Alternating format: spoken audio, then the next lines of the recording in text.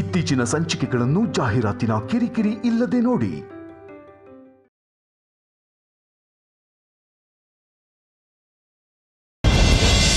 ನಾನ್ ಕೇಳ್ದಾಗ ಕೊಡ್ಲಿಲ್ಲ, ಅವಳಕ್ ಕೊಡ್ತಾಳ? ಅತ್ತೆ ದೃಷ್ಟಿಯಲ್ಲಿ ವೈದೇಹಿನ ಕೆಟ್ಟವಳಂಗ್ ಮಾಡಕ್ ನೋಡ್ದೆ. ಆದ್ರೂ ಇನ್ನೂ ಅವಳನ್ನೇ ನಂಬ್ತಿದ್ದಾಳಲ್ಲ. ಏನಾದ್ರೂ ಮಾಡಿ ಆ ನಂಬಿಕೆನ ಹಾಳು ಮಾಡ್ಬೇಕು. ರಂಗ, ಬೇಗ ಬಾ ರಂಗ. ಅಮ್ಮರೇ ಬಂದ್ಬಿಟ್ಟೆ. ಐರನ್ ಬಾಕ್ಸ್ ರೆಡಿ, ನಾನೇ ಮಾಡ್ಲಾ? ಬೇಡ ಬೇಡ ಬೇಡ, ನಿನಗೆ ಬೇರೆ ಕೆಲಸ ಇರುತ್ತೆ ಅಲ್ವಾ, ಹೋಗಿ ಮಾಡು. ಅತ್ತೆಗೆ ನಾನೇ ಮಾಡ್ಕೊಡ್ತೀನಿ ಅಂತ ಹೇಳಿದ್ದೀನಲ್ಲ.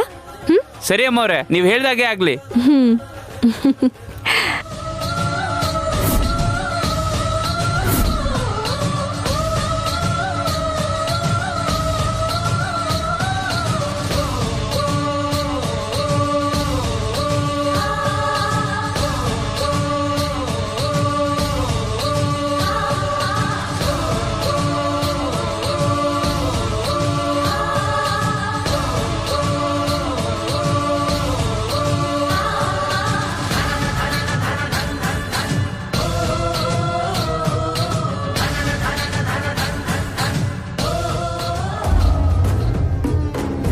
ಈ ಸೀರೆ ಕಂಡ್ರೆ ನನಗೆ ತುಂಬಾ ಇಷ್ಟ. ಮಧುರೆ ಮೀನಾಕ್ಷಿ ದೇವಿ ಗುಡ್ಸಿದ ಸೀರೆ. ನಿಮ್ಮ ಮಾವ ನನಗೋಸ್ಕರ ತಗೊಂಡ್ ಬಂದಿದ್ರು. ಈ ಸೀರೆ ನನಗೆ ತುಂಬಾ ಮುಖ್ಯ. ತುಂಬಾ ಬೆಲೆ ಬಾಳೋ ಅಂತ ಸೀರೆ ಅಂದ್ರಲ್ವಾ ಅತ್ತೆ? ಈ ಸಲ ವೈದೇಹಿ ಹೆಸರನ್ನ ಹಾಳು ಮಾಡೋದಷ್ಟೇ ಅಲ್ದೆ, ನನ್ ಕೈಗೆ ಸೀರೆನ ಕೊಡೋದ್ ಬಿಟ್ಟು ವೈದೇಹಿ ಕೊಟ್ರಲ್ಲ, ಅದಕ್ ಬುದ್ಧಿ ಕಲಿಸ್ತೀನಿ.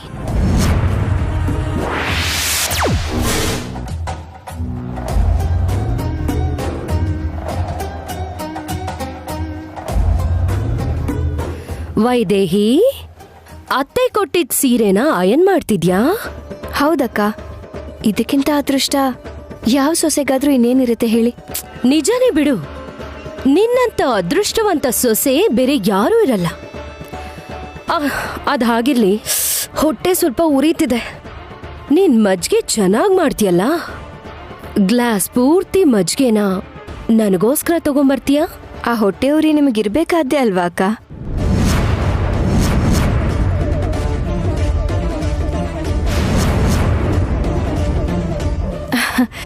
ಅದೇ ಅಕ್ಕ, ಸರಿಯಾದ ಸಮಯಕ್ಕೆ ತಿಂಡಿ ನಿದ್ದೆ ಇಲ್ದೆ ಹೋದ್ರೆ ಹೀಗೆ ಆರೋಗ್ಯ ಹಾಳಾಗುತ್ತೆ. ಅದೇನೇ ಆದ್ರೂ ನೀವೀಗ ಕೇಳ್ತಿದ್ದ ಹಾಗೆ ಇವಾಗ್ಲೇ ಹೋಗಿ ತಂದ್ಕೊಡ್ಬೇಕು ಅನಿಸ್ತಿದೆ. ಆದ್ರೆ ಅತ್ತೆ ಕೊಟ್ಟಿರೋ ಸೀರೆ ಇಸ್ತ್ರಿ ಮಾಡ್ತಿದ್ದೀನಲ್ಲ, ಈಗ ಹೋಗಿ ತರೋದಕ್ಕೆ ಆಗಲ್ಲ. ಕ್ಷಮಿಸಿ ಅಕ್ಕ.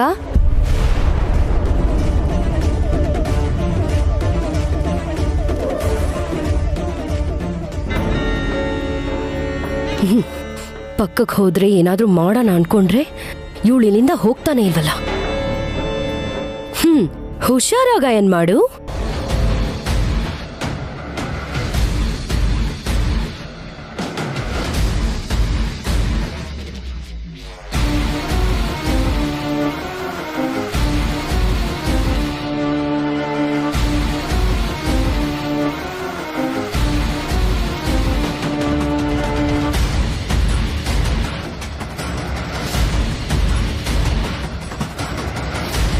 ಅಮ್ಮ ತಾಯಿ, ಅನ್ನ ಇದ್ರೆ ಹಾಕಮ್ಮ. ಅಮ್ಮ ತಾಯಿ, ಭಿಕ್ಷೆ ಇದ್ರೆ ಹಾಕಮ್ಮ. ರಂಗ, ರಂಗ, ಎಲ್ಲ ಹೊರಟೋದ? ನನ್ನ ಮಾತು ಕೇಳಿಸ್ತಿಲ್ವೇನಮ್ಮ? ಅಕ್ಕ, ನಾನು ಇಸ್ತ್ರಿ ಮಾಡ್ತಿದ್ದೀನಿ. ಅಡ್ಗೆ ಮನೇಲಿ ಅನ್ನ ಇದೆ, ಅವ್ರಿಗೆ ಅನ್ನ ಹಾಕ್ತೀರಾ? ಹೇಗ್ ಕಾಣಿಸ್ತೀನಿ ನಾನು ನಿನ್ ಕಣ್ಣಿಗೆ? ನಾನ್ ನನ್ ಗಂಡಂಗೆ ಊಟ ಬಡ್ಸಲ್ಲ, ಭಿಕ್ಷುಕನ್ಗೆ ಊಟ ಹಾಕ್ಬೇಕಾ? ನಿನಗ ಅವನಿಗೆ ಊಟ ಹಾಕೋದ್ ಮುಖ್ಯ ಅನ್ಸಿದ್ರೆ ನೀನೇ ಹೋಗ್ ಹಾಕು. ಹೋಗು. ಊಟ ಇದ್ರೆ ಹಾಕಮ್ಮ, ದೇವ್ರು ಒಳ್ಳೇದ್ ಮಾಡ್ತಾನೆ.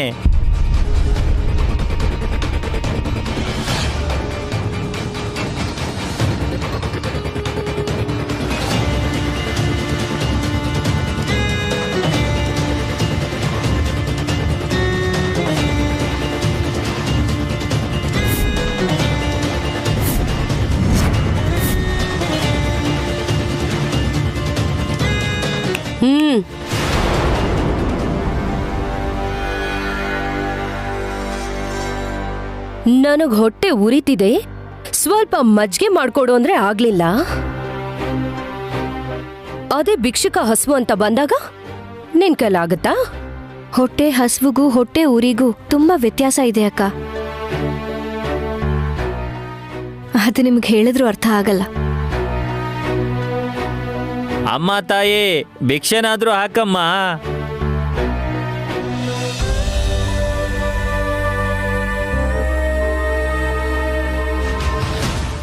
ಹೋಗೆ, ನನ್ನನ್ನು ಎದುರು ಹಾಕೊಂಡ್ರೆ ಹೇಗಿರುತ್ತೆ ಅಂತ ತೋರಿಸ್ತೀನಿ.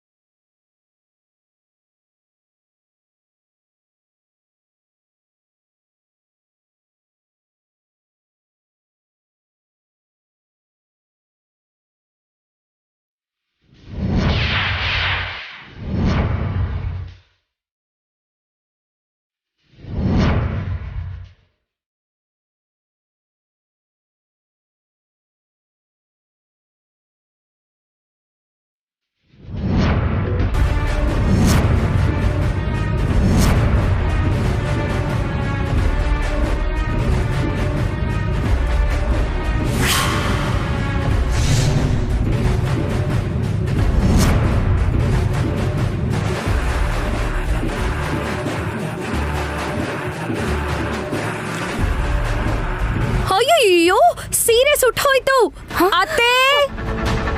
ಎಲ್ ಸೀರೆ ಸುಟ್ಟೋಯ್ತು? ಅಯ್ಯೋ, ಸೀರೆ! ಅಯ್ಯೋ,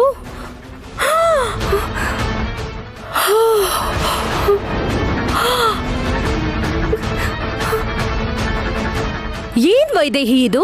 ಭಿಕ್ಷಕನ್ಗೆ ಊಟ ಕೊಡ್ಬೇಕು ಅಂತ ಸೀರೆ ಮೇಲೆ ಐರನ್ ಬಾಕ್ಸ್ ಇಟ್ಬಿಟ್ಟು ಹೋಗಿದ್ಯಲ್ಲ. ಎಷ್ಟು ಒಳ್ಳೆ ಸೀರೆ! ಅದು ಅಲ್ದೆ ಮದುವೆ ಮೀನಾಕ್ಷಿಗೆ ಉಡ್ಸಿರೋ ಸೀರೆ. ಮಾವ ಅತ್ತೆಗೋಸ್ಕರ ಅಷ್ಟು ಪ್ರೀತಿಯಿಂದ ತಂದಿದ್ ಸೀರೆನ ಈ ತರ ಸುಟ್ಟು ಹಾಕ್ಬಿಟ್ಟಿಯಲ್ಲ.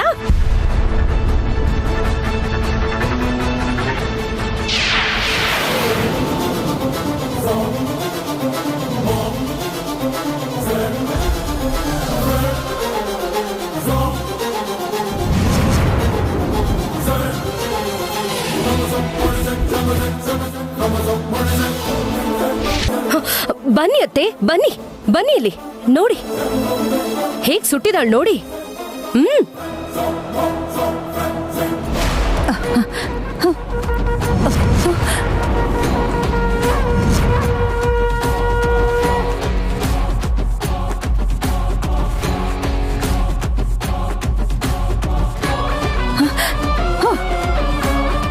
ಅತ್ತೆ, ಅದು ಇಸ್ತ್ರಿ ಮಾಡ್ತಿರುವಾಗ ಭಿಕ್ಷುಕ ಬಂದ. ಬಾಯ್ ಮುಚ್ಚು. ಈ ಸೀರೆ ಬಗ್ಗೆ ಎಷ್ಟೆಲ್ಲ ಹೇಳಿದ್ದೆ, ಆದ್ರೂ ಸ್ವಲ್ಪನೂ ಜವಾಬ್ದಾರಿ ಇಲ್ದೆ ಈ ಸೀರೆನ ಹೇಗ್ ಮಾಡಿದ್ಯಾ ನೋಡು. ಹುಷಾರಾಗೆ ಇದ್ದೆ ಅತ್ತೆ. ಅಷ್ಟರಲ್ಲಿ ಆ ಭಿಕ್ಷುಕ ಹಸುವು ಅಂತ ಕೂಗದ್ನಲ್ಲ. ಕೂಗಿದ್ದಕ್ಕೆ ಐರನ್ ಬಾಕ್ಸ್ನ ಹಾಗೆ ಬಿಟ್ಟು ಹೊರಟೋಗದ? ಮನೇಲಿ ಇನ್ಯಾರು ಇಲ್ವಾ? ನೀನೇ ಹೋಗಿ ಅವನಿಗೆ ಅನ್ನ ಹಾಕ್ಬೇಕಿತ್ತ ಅಲ್ವಾ? ನಾನ್ ಹಾಕ್ತೀನಿ ಅಂತ ಹೇಳ್ದೆ ಅತ್ತೆ.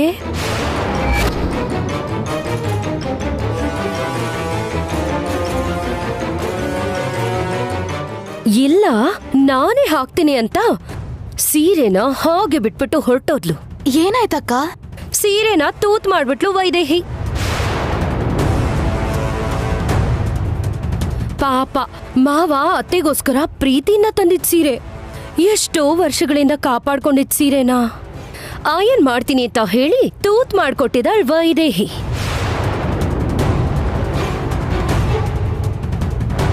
ಮನೆ ಸೊಸೆ ನೀನು, ಸ್ವಲ್ಪನೂ ಜವಾಬ್ದಾರಿ ಇಲ್ದೇ ಇದ್ರೆ ಹೇಗೆ?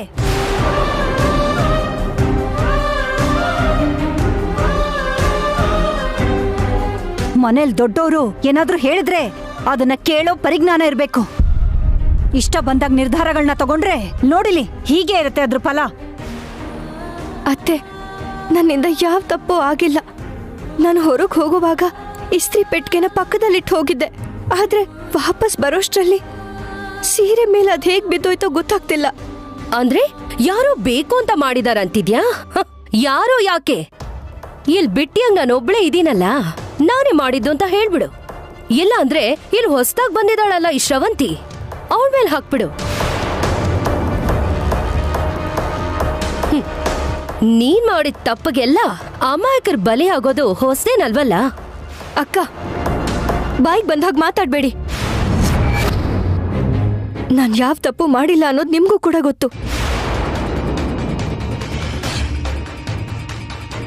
ಅವಾಗ್ಲೇ ಸೀರೆ ಇಸ್ತ್ರಿ ಮಾಡ್ತಿದ್ದೀನಿ, ಭಿಕ್ಷುಕನ್ಗೆ ಅನ್ನ ಹಾಕಿ ಅಂತ ಹೇಳಿದ್ರೆ ನೀವ್ ಹೋಗ್ಲಿಲ್ಲ. ಅದಕ್ಕೆ ನಾನೇ ಹೋಗ್ಬೇಕಾಯ್ತು.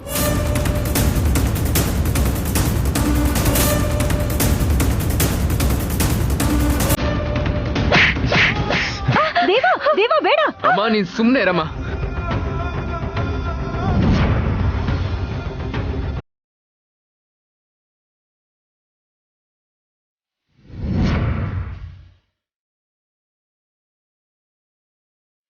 ಅಷ್ಟಕ್ಕೂ ಏಟ್ನ ನೀನು ಹೊಡಿಬೇಕಾಗಿತ್ತು. ಹೇ, ಸ್ವಲ್ಪ ಆದ್ರೂ ಬುದ್ಧಿ ಇದೆಯಾ ನಿನ್ಗೆ? ಹಾ, ಬದ್ಲಾಗಲ್ವ ನೀನು?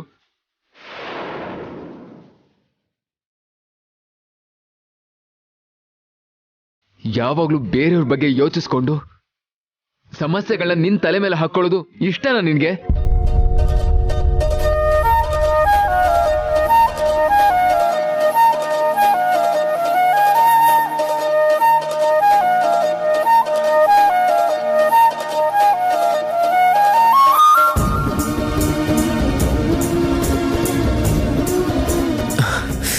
ಮೊದ್ಲಿಂದನೂ ಹಾಗೆ ಯಾರ್ಯಾರ ಬಗ್ಗೆನೋ ಯೋಚನೆ ಮಾಡೋದು, ನಿನ್ ಜೊತೆಗೆ ನಿನ್ನ ನಂಬ್ಕೊಂಡಿರೋರ್ಗೂ ಕಣ್ಣೀರ್ ಹಾಕ್ಸೋದು ಅಭ್ಯಾಸ ಆಗೋಗಿದೆ ಅಲ್ವಾ ನಿನ್ಗೆ?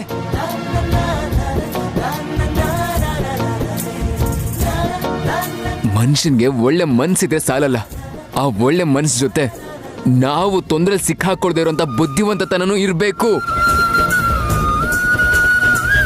ಇಲ್ಲ ಅಂದ್ರೆ ಎಷ್ಟು ಒಳ್ಳೆ ಮನ್ಸಿಂದ ಯೋಚಿಸಿದ್ರು, ಮನೆ ಗೌರವಕ್ಕೋಸ್ಕರ ಎಷ್ಟೇ ಒದ್ದಾಡಿದ್ರು, ಕೊನೆಗೆ ಹೀಗೆ ಹೀಗೆ ಎಲ್ರ ಮುಂದೆ ನಿಂತು ಕಣ್ಣೀರು ಹಾಕ್ಬೇಕಾಗತ್ತೆ.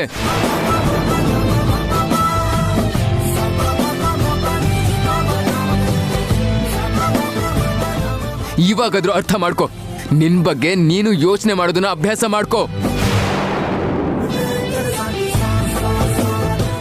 ಅದಾದ್ಮೇಲೆ ಬೇರೆಯವ್ರ ಬಗ್ಗೆ ಯೋಚಿಸು, ಅವಾಗ್ಲೇ ನಿನ್ ಜೀವನನೂ ಚೆನ್ನಾಗಿರೋಕ್ ಸಾಧ್ಯ. ಇನ್ಮೇಲಾದ್ರೂ ಏನಾದ್ರೂ ಮಾಡೋಕ್ ಮುಂಚೆ ಅದರಿಂದ ನಿನ್ಗೇನಾಗಬಹುದು ಅನ್ನೋದನ್ನ ಯೋಚಿಸಿ ಮಾಡು.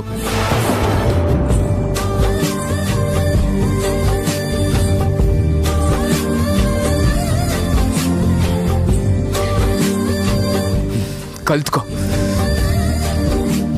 ಛೆ.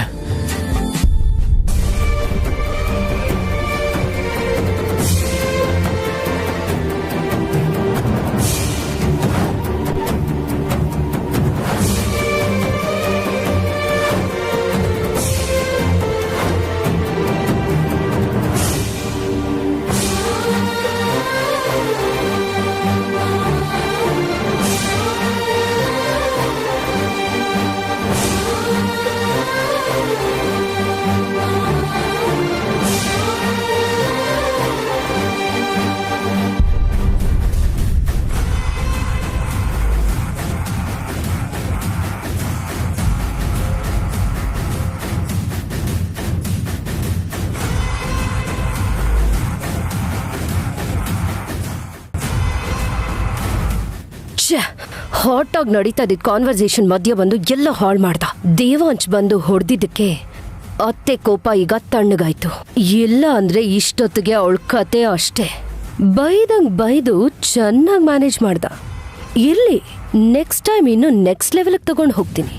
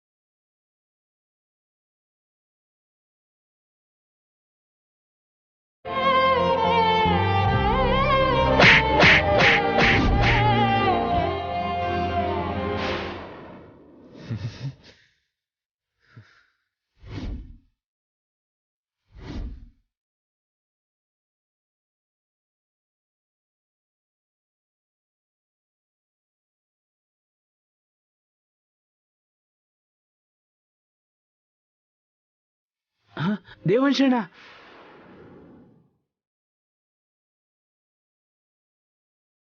ಅಯ್ಯೋಣ,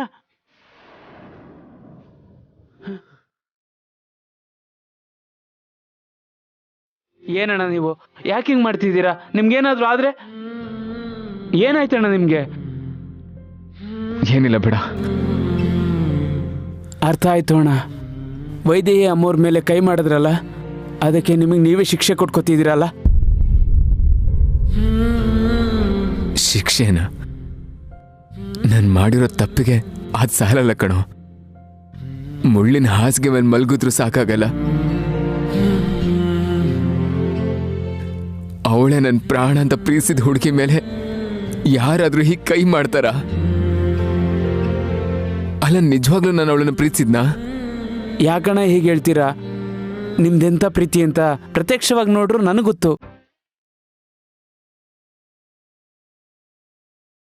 ಆದ್ರೂ ನಿಮ್ಮ ಪ್ರೀತಿ ನಿಜ ಆಗಿದ್ದಕ್ಕೆ ಪರಿಸ್ಥಿತಿ ಅನುಕೂಲವಾಗಿಲ್ಲದೆ ಇದ್ರು ಬೇರೆಯವ್ರು ನಿಮ್ಮ ಜೀವನದಲ್ಲಿ ಬರೋದಕ್ಕೆ ನೋಡಿದ್ರು ಕೊನೆಗೆ ನೀವಿಬ್ರೆ ಒಂದಾಗಿದ್ದು. ಅಂದ್ಮೇಲೆ ನಾನು ಯಾಕೆ ಅವಳ ಮೇಲೆ ಕೈ ಮಾಡಬೇಕು? ಅವಳು ತಪ್ಪು ಮಾಡಿಲ್ಲ ಅಂತ ಗೊತ್ತಲ್ವಾ? ಆದ್ರೂ ಯಾಕಿಷ್ಟು ಕೋಪ ಮಾಡ್ಕೊಂಡೆ? ಹೊಡೆದಿರೋ ನಾನೆಷ್ಟು ನೋವು ಅನುಭವಿಸ್ತಾ ಇದ್ದೀನಿ ಅಂದ್ರೆ ಇನ್ನು ಅವಳು ಎಷ್ಟು ನೋವು ಅನುಭವಿಸ್ತಾ ಇರಬೇಕು. ತಪ್ಪು ಮಾಡ್ಬಿಟ್ಟೆ ರಂಗ, ತುಂಬಾ ದೊಡ್ಡ ತಪ್ಪು ಮಾಡ್ಬಿಟ್ಟೆ. ಅಷ್ಟಕ್ಕೂ ನಾನು ಮಾಡಿರೋ ತಪ್ಪಿಗೆ ಪ್ರಾಯಶ್ಚಿತ ಅನ್ನೋದೇ ಇಲ್ಲ. ಅಮ್ಮವ್ರ ಮೇಲೆ ನಿಮ್ಗೆ ಎಷ್ಟು ಪ್ರೀತಿ ಇದೆ ಅಂತ ನೋಡಿ, ನಿಮ್ಮ ದುಃಖದಲ್ಲೇ ಗೊತ್ತಾಗ್ತಿದೆ ಅಣ್ಣ. ಪ್ರೀತಿ ಇರೋ ಜಾಗದಲ್ಲಿ ಪ್ರಾಯಶ್ಚಿತ ಇದ್ದೇ ಇರುತ್ತೆ. ಮುದ್ದು ಮಾಡಿದ್ರು ಪ್ರೀತಿನೇ, ಬೈದ್ರು ಪ್ರೀತಿನೇ, ಹೊಡೆದ್ರು ಪ್ರೀತಿನೇ. ಏನು ಮಾಡಿದ್ರು ಪ್ರೀತಿಯಿಂದನೇ ಮಾಡೋದು, ಪ್ರೀತಿಗೋಸ್ಕರನೇ ಮಾಡೋದು. ಆದ್ರೂ ನೀವೀಗ ಅಮ್ಮವ್ರಿಗೆ ಕೋಪದಲ್ಲಿ ಹೊಡೆದ್ರಾ? ಇಲ್ಲ ಅಲ್ವಾ ಅಣ್ಣ?